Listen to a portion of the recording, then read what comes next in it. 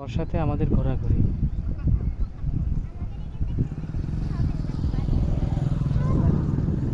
বৃষ্টির পানিতে মাঠ থই থই।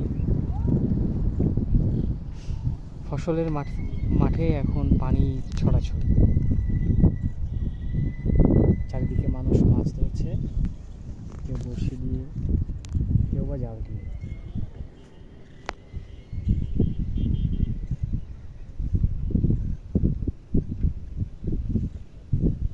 প্রকৃতি তার অপরূপ সৌন্দর্য ঢেলে দিয়েছে।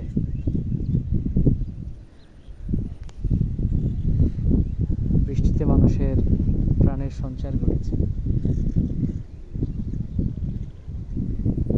মোটরসাইকেলের পরে বসে প্রাণের সঞ্চার।